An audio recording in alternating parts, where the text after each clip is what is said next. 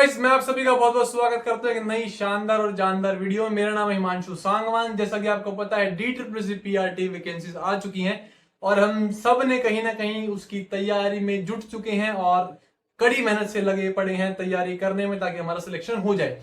पर तैयारी करते करते हमारे दिमाग में ना कुछ सपने होते हैं, कुछ डाउट्स होते हैं कि यार एक बार जॉब लग जाएगी तो क्या कुछ सिनेरियो रहेगा, क्या सैलरी आएगी, क्या वर्कलोड होगा, क्या मुझे स्कूल के बाद टाइम मिलेगा नहीं मिलेगा, क्या इसमें कैरियर ग्रोथ मिलेगी नहीं मिलेगी। तो ना आज हम उन्हीं सब चीजों को डिस्कस करने वाले हैं कि बेसिकली जॉब के बाद क्या सिनेरियो रहने वाला है, ताकि आपको इससे कहीं ना कहीं मोटिवेशन मिल पाए और आप और तगड़े तरीके से मेहनत कर पाओ।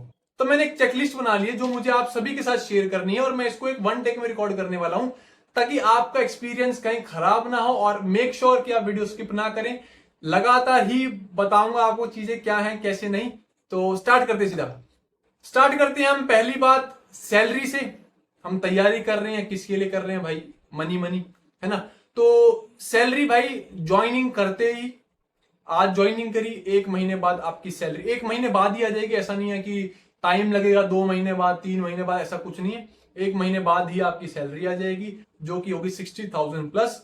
टू बी प्रिसाइज 62,000 के आसपास रहने वाली है पहली सैलरी। प्लस अभी जैसे कि आपको पता है 2026 में 8th पे कमीशन आ जाएगा तो ये तो और जंप कर जाएगी अराउंड 80-90, डिपेंडिंग ऑन क्या सरकार करती है ना। प्लस इसमें ऐसा भी नहीं है कि प्रोबेशन पीरियड में आपकी सैलरी कम होगी, प्रोबेशन पीरियड के बाद ज्यादा होगी, ऐसा नहीं। एक ही आपकी सैलरी है, वही आपको मिलेगी। हाँ, वो जो डीए है जो हर साल जुड़ता है वो तो बढ़ता ही रहेगा, इंक्रीमेंट जो आपको मिलेगा वो बढ़ता रहेगा, उसमें कोई दिक्कत वाली बात नहीं है। पर आप खुद सोचो, जब मेरी जॉब लगी थी मैं था 22 साल का, 22 ओनली। और एक 22 साल के लड़के के लिए 60,000 बहुत होती है यार, है ना।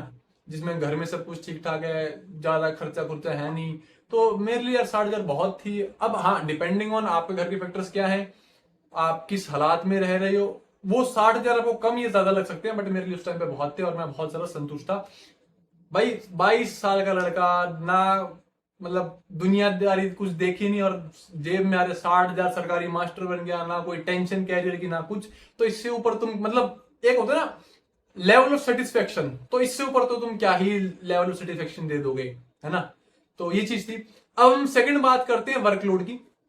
देखो काफी सारे में आप लोगों में से प्रॉब्लम है वर्कलोड की। सर क्या इतना काम मिलेगा कि जिंदगी झंड हो जाएगी? नहीं भाई, वर्कलोड ना बहुत प्यारा है, ज्यादा कुछ काम है नहीं। हाँ देखो, अगर आप रिस्पॉन्सिबल पर्सन हो, आप ड्यूटीज को समझते हो, आपको क्या ड्यूटीज है, देखो भाई ड्यूटी पे जाओगे तो रिस्पॉन्सिबिलिटीज मिलेंगे, काम मिलेगा।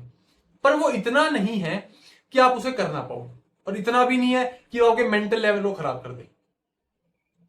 Got my point. Plus school की टाइमिंग्स, दिल्ली में स्कूल्स बेसिकली 3 टाइमिंग्स पे चलते हैं। एक मॉर्निंग शिफ्ट होता है जो कि 7:30 से लेके 1 बजे तक का होता है, फिर 1:30 बजे तक का होता है जो कि मोटा मोटी 6 घंटे। एक होता है इवनिंग शिफ्ट शिफ्ट जो कि 12:30 से 6:30 तक होता है, वो भी 6 घंटे। एक होती है रेगुलर शिफ्ट। रेगुलर शिफ्ट में होता है सुबह 8 से लेके 2:30 बजे तक का, इधर 6.5 घंटे होते हैं आपके, है ना। तो जितना भी काम होगा, जितना भी वर्कलोड होगा, ज्यादा है नहीं, मैं बता रहा हूं पहले, ज्यादा नहीं है। वही कुछ डॉक्यूमेंट्स आ गए, कागजी कार्रवाई आ गई, वो करनी पड़ेगी छोटी मोटी, बाकी आपको बच्चों को पढ़ाना है ना। और कुछ नया करिकुलम आ गया वो फिर आपको दे दिया निपुण के, भाई तुम इनका टेस्ट लो निपुण का, फिर वो बना के भेज दे रिपोर्ट, वो काम तो है भाई।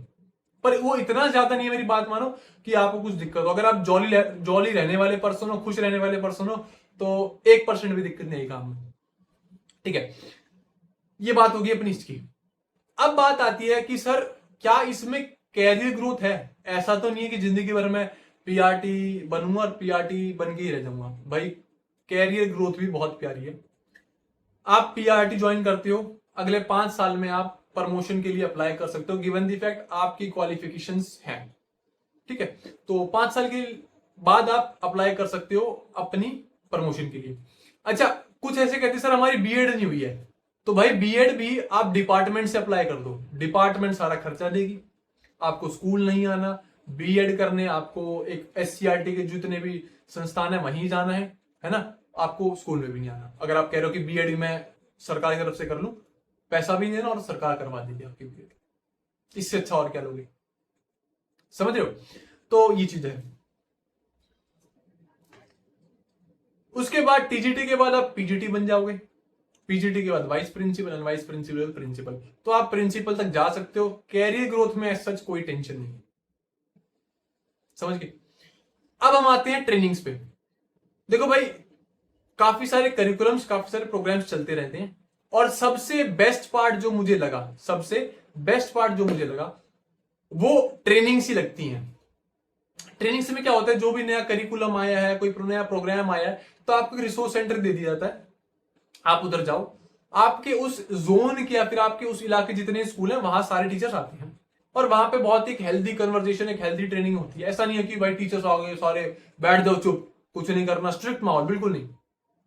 आप फ्रीली कन्वर्सेशन कर सकते हो, वहां एक्टिविटीज होती हैं, गेम्स भी खिलवाते हैं, है ना। तो बहुत वहां पे एक हैप्पी नेचर या फिर हैप्पी एनवायरनमेंट होता है, वहां मजा आता है ट्रेनिंग्स में। मुझे पर्सनली बहुत मजा आता है ट्रेनिंग्स में, और बहुत फ्लेक्सिबल टाइमिंग होती है, 9 बजे जाना होता है, डिपेंडिंग ऑन ट्रेनिंग किसकी है किसकी नहीं, 9 बजे जाना होता है, और 4 साढ़े 4 के आसपास, मतलब वही कुल मिला के 6-7 घंटे का टाइम होता है, उसमें बहुत मजा आता है। प्लस ऐसी ना ये ट्रेनिंग्स क्या है, हर 2-3 महीने में एक ना एक आ जाती है, कोई 1 दिन की होती है, कोई 2 दिन की होती है, कोई 4 दिन की, कोई 5 दिन की, डिपेंडिंग ऑन किस चीज की ट्रेनिंग है, उसमें कितना समय चाहिए आपको सीखने के लिए, तो वो ट्रेनिंग आती रहती है।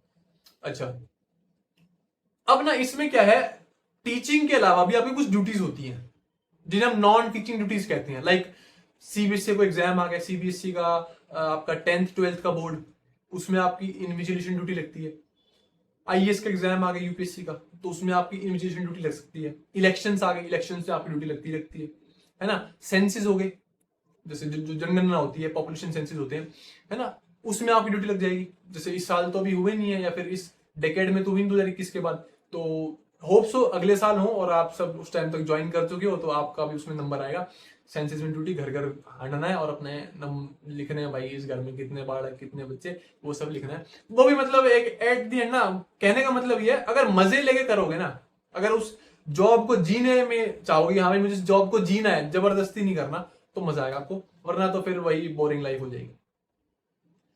अच्छा, अब कुछ लोग ना इस बात की टेंशन में है, सर ऐसा तो नहीं है कि हमारा ना मेंटल लेवल खराब हो जाएगा, वर्क लाइफ बैलेंस खराब हो जाएगा, है ना, हमें कहीं अपने खुद के इंप्रूवमेंट के लिए कहीं समय ही नहीं मिले। भाई अगर आप रेगुलर शिफ्ट स्कूल में हो, या फिर डिपेंडिंग ऑन मॉर्निंग में हो या फिर इवनिंग, डजंट मैटर, मैं बात कर रहा हूँ 8 से 2:30 वाले में, अगर आप 8 से 2:30 वाले स्कूल में हो, बाकी तीनों स्कूल की मैं बात कर रहा हूँ, मॉर्निंग की भी और इवनिंग की भी, 2:30 बजे के बाद आज तक तो ऐसा हुआ नहीं है मुझे कोई स्कूल से फोन आ जाए कि आपको ये काम करना है, वो काम करना नहीं हुआ।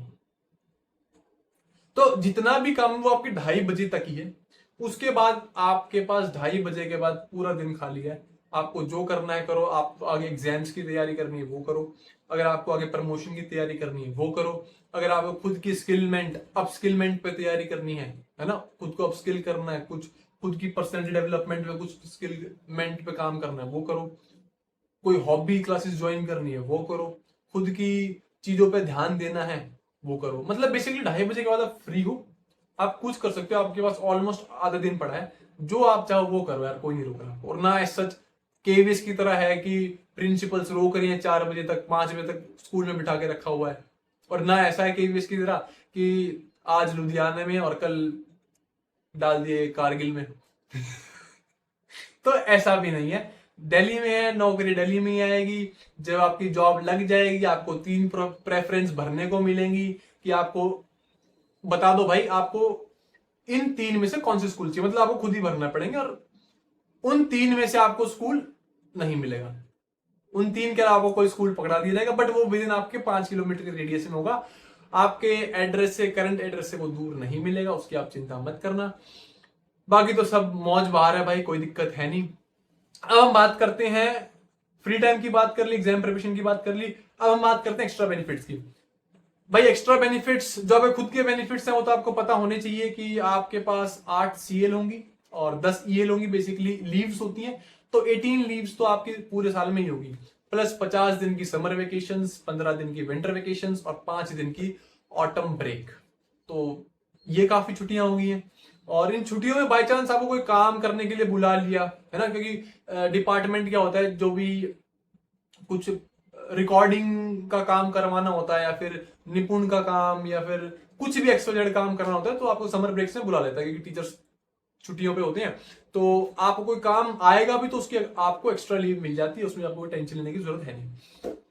सेकंड बात, आपको बेनिफिट है किस चीज का, जॉब क्या होता है, जॉब सिक्योरिटी का।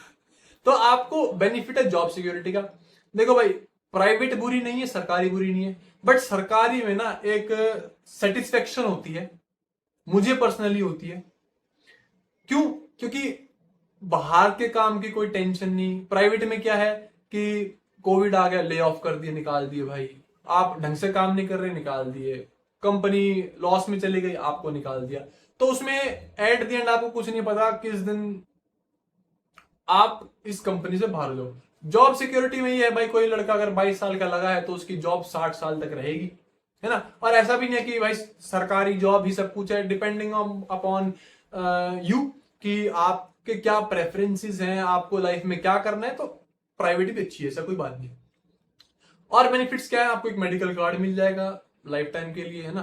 तो उससे आप किसी भी हॉस्पिटल में जाके, ऐसा तो देखो अपने जितना हो सके स्वस्थ रहो, बाकी मेडिकल कार्ड मिलता है उससे, जो कि हर सेंट्रल गवर्नमेंट एम्प्लॉय को मिलता है ना, स्टेट गवर्नमेंट एम्प्लॉय को मिलता है कि आप कोई भी इलाज जाके करा सकते हो फ्री ऑफ कॉस्ट। तो बस सब कुछ मतलब ए टू जेड ना क्या है, पॉजिटिव ही है। मुझे एज सच आज तक नेगेटिव पॉइंट्स नहीं दिखाई दे। हाँ, वो अलग बात है कि आप जबरदस्ती स्कूल की पॉलिटिक्स में घुस रहे हो, जबरदस्ती टांग अड़ा रहे हो, है ना, तब आपको दिक्कत आ सकती है। बट अगर आप अपने काम से काम रखने वाले बंदों में से हो कि भाई अपना मेरा काम हो जाए और मैं किसी के बारे में बुरा ना बोलूं, मैं खुश रहूं बस, और जो मुझे नेगेटिव पीपल है वो इग्नोर करने, तो बस भाई इससे बेहतर, इससे सुंदर, इससे प्यारी नौकरी नहीं हो सकती, है ना।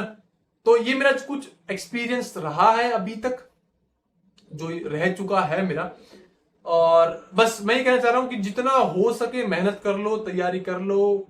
आप खुद ही बोलोगे कि सर ये जॉब वाकई में बेस्ट है ना।